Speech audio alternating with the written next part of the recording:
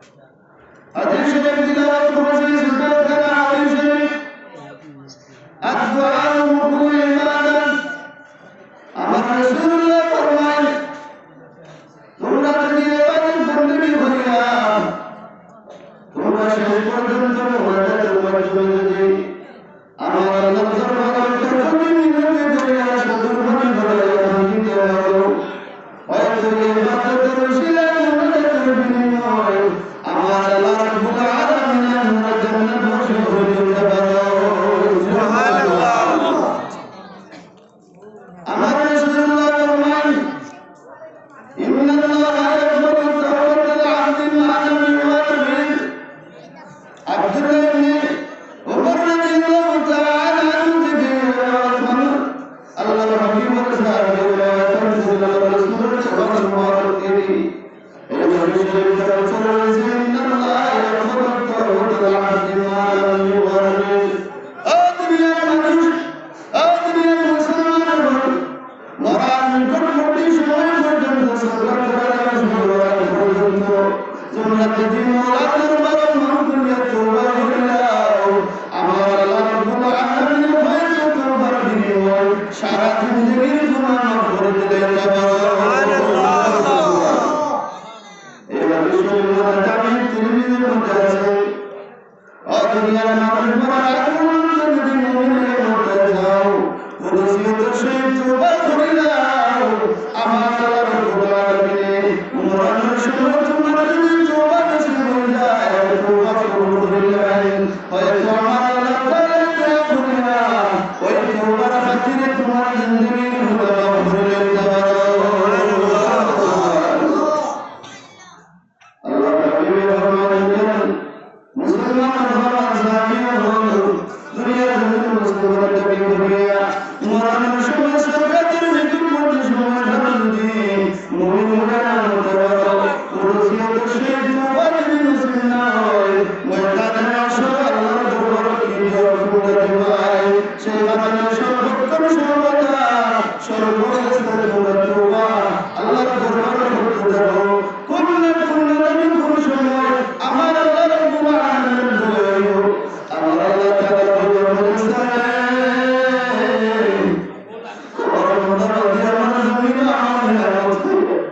আমার ইবাদত বন্দেগী করিয়া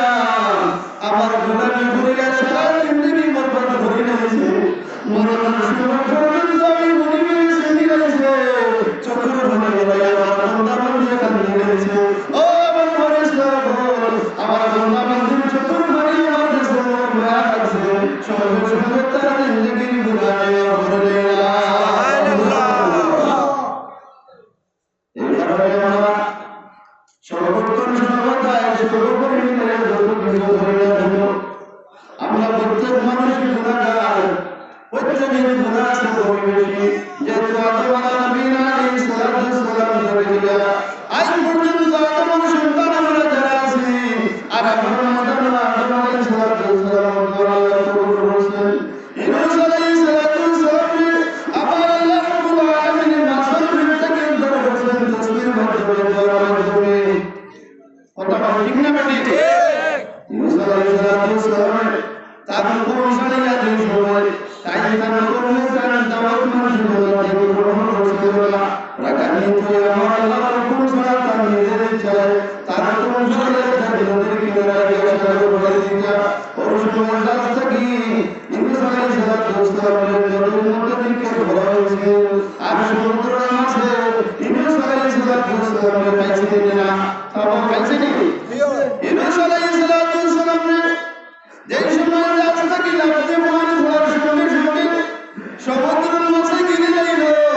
আমার আল্লাহ রাব্বুল আলামিন বলে সমুদ্রের মাছ আমার পয়গম্বর ইউনূস নবী যদি আমার হুকুম না হয় তার নদী বদল করা যায় তাই তারা কোন বলে আইছেন আয়াত কারণে কিন্তু সেটার মধ্যে রবিয়া তাই সেই ভারত নদী ভারত সমুদ্র ভারত আমার আল্লাহ রাব্বুল আলামিন এমন দুর্নীতি দিয়া যাদের চতুর্দিকে দেখা যায় তাদের মহিলা বাড়িতে আছে যাদের পেটে নদী বলিল আমার যাদের মধ্যে নদী আছে তারা কোন ভয় আইছো যারা তাদের জানা বলিল ইউনূস আলাইহিস সালাম আমি লম্বা প্রকারের মধ্যে জন্মাই আমার লক্ষ্য উদ্দেশ্য করে আমার আল্লাহ রাব্বুল আলামিনের মাসরুফ থেকে বাঁচাই দিন করার কারণে আল্লাহর তাসবিহ পাঠ করার কারণে আল্লাহর সুন্দর করার কারণে ইউনুস প্রকার করে আমার আল্লাহ রাব্বুল আলামিনের সল্লির দিন মাসরুফ থেকে দিয়া আবার জিন্দা অবস্থায় সাগরের উপর ইউনুস আলাইহিস সালামের মাসরুফ থেকে উত্তর করে বার করিয়া দিয়েছে ইউনুস আলাইহিস সালাম আমার আল্লাহ রাব্বুল আলামিনের মাসরুফ থেকে শুরু করিয়া মাসরুফ থেকে সঙ্গে সঙ্গে ইউনুস পয়গম্বর মাসরুফ থেকে শুরু করিয়া বাবা শুরু করিয়া সমুদ্র তটে গিয়ে পৌঁছেছে ইউনুস পয়গম্বর মাসরুফ থেকে গিয়ে সমুদ্র তটে গিয়ে পৌঁছেছিলা সমুদ্রের যত মাছ আছে সমস্ত মাছে আমার আল্লাহ তাআলা থেকে উঠে আসবে প্রত্যেকটা সুন্দর মাছে আল্লাহর জিকির করে আল্লাহ আল্লাহ আল্লাহ আল্লাহ আল্লাহ এই পয়গম্বর আমি এমন ধরিয়া আল্লাহ তাআলার হুকুম মেনে ধরিয়া আমি যে এই সমুদ্র পার আল্লাহ গিলাতের মধ্যে ছিলাম কিন্তু আল্লাহর হুকুম না হওয়ার কারণে ব্যক্তিগতভাবে সমুদ্রভাবে আমি বাড়াইতে চেয়েছিলাম কিন্তু আমার তো বাড়াই না আল্লাহ কি বলে দিয়েছি আপনি মাহমুদার মনে ধরিয়া দেব একদিন না একটা 40 দিন পর্যন্ত ইউনুস আলাইহিস সালাম মাছের তার ভিতর ভিতরে রাখা সমুদ্র পর্যন্ত আল্লাহর পয়গম্বর ইউনুস আলাইহিস সালাম আল্লাহর তাসবিহ পাঠ করা শুরু করলো একদিন থেকে 40 দিন পর্যন্ত পড়লো আমার আল্লাহ রাব্বুল আলামিন ও ইউনুস পয়গম্বর তুমি ব্যক্তিগতভাবে তোমার কোন ছাড়িয়ে দেওয়ার কারণে তোমার শাস্তি একদিন থেকে 40 দিন পর্যন্ত আমার দিকে আমার নামার কারণে আমার কাছে তওবা করার কারণে তোমার আপারাধী মাসুম থেকে উদ্ধার করিয়া জিন্দা অবস্থা দুনিয়া পার করিয়া দিন সুবহানাল্লাহ ইউনুস আলাইহিস সালাম মাসুম থেকে দেশ জিকির শুরু করলো একদিন থেকে 40 দিন হইল বহুদিন মাসে মাসে কাজ করতে থাকে তারা ভূমি পার করতে যাবে আল্লাহ রাব্বুল আলামিন সাল্লাল্লাহু ঘটনা সূরা সাফাতের মধ্যে আল্লাহ রাব্বুল আলামিন বলেন ও দুনিয়ার মুমিন মুসলমান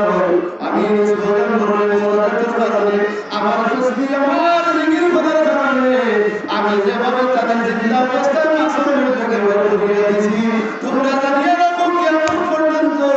দেখো মুসলমানদের আমার নাম আমার দিলামি বলে আমার কাছে দোয়া হয় আমি আল্লাহ তাআলা তোমার মাফ করিয়া দিব সুবহানাল্লাহ ইউনুস পয়গম্বরের জিকির হইল মাসুমের বেদনা শুরু হইল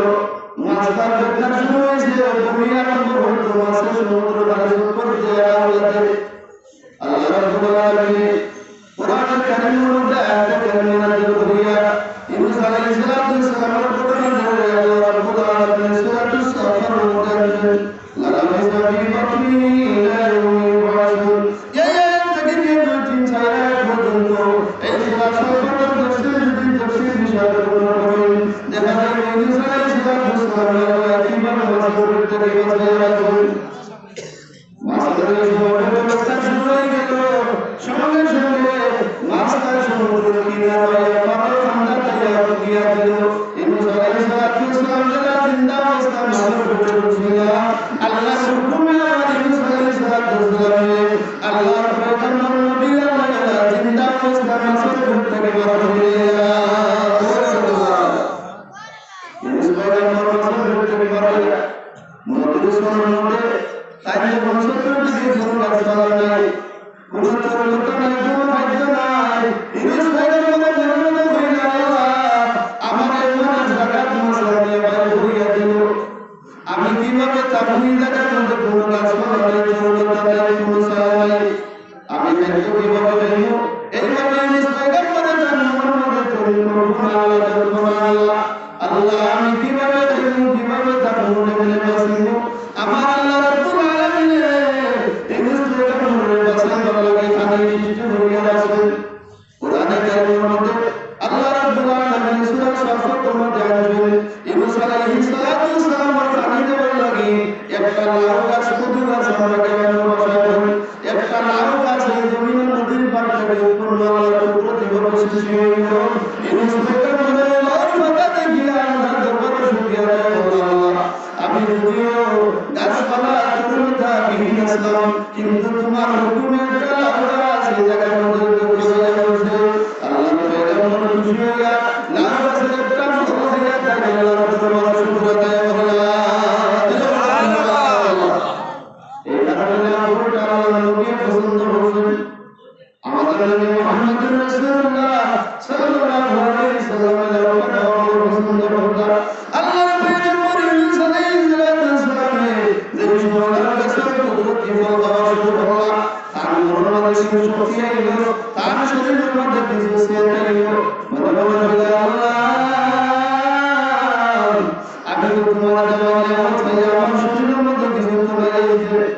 কিন্তু আমি ভোটটা দিয়া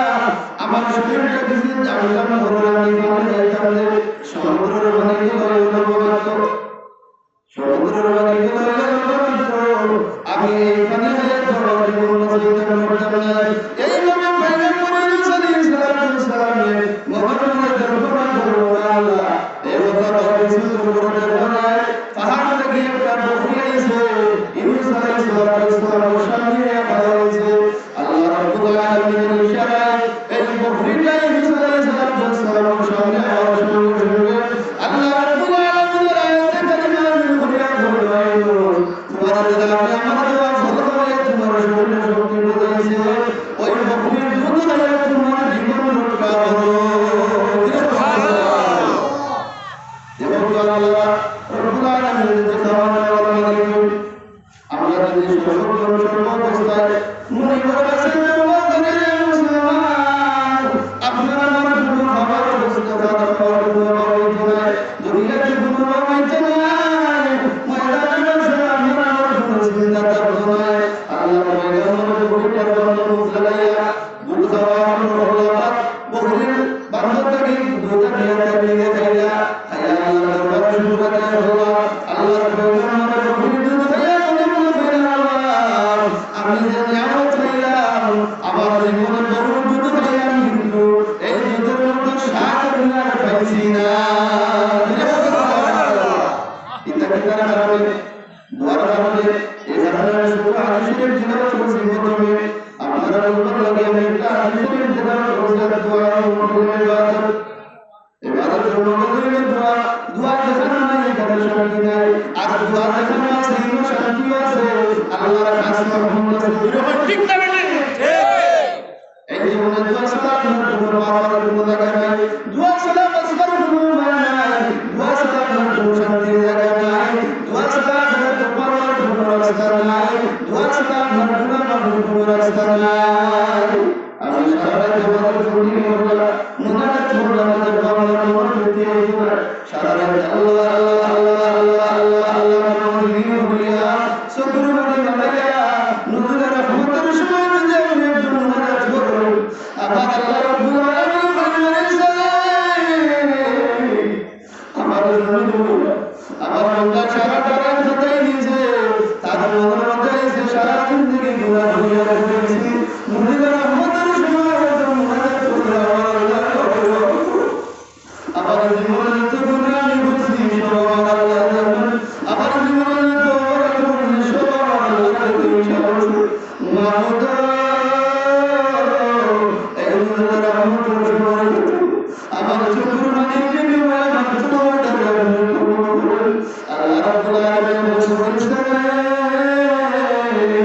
আমি রাতের শেষ ভাগে আমার কুদরতি নজরে আমার বান্দা বান্দীদেরকে দিকে আমি থাকবো আমার বান্দা বান্দীদের দিকে আমি রহমতের নজরে দিয়ে থেকে আমি আমার যে সমস্ত মুমিনের প্রতি আল্লাহ বলে ডাক দিয়া চোখের পানি বানাইয়া মুনাজাত করব নূরের রহমতের সময় দিয়ে আমি তার মুনাজাত করব এই কারণে প্রত্যেক মুসলমান ধর্ম এটা সাথে আছে আপনাদের যে পরামর্শ করতেছেন পরামর্শ আছে আপনাদের যে কাজ করতেছেন যদি আপনারা পরামর্শ আছে আপনি যদি ভালো একটা পর্যায়ে পৌঁছতে চান প্রতিনিধি হতে চান মেম্বার জিন্দগি দিয়ে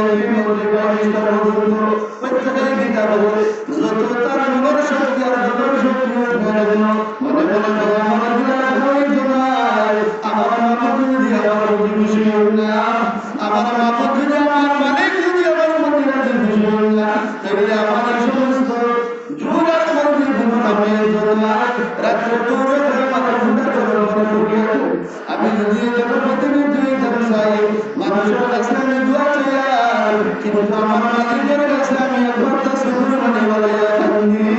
আল্লাহ রাব্বুল আলামিন বলেন ও আমার ওলিসারে আমার মুমিন মুস্তাফা দিয়ে বলা সাহস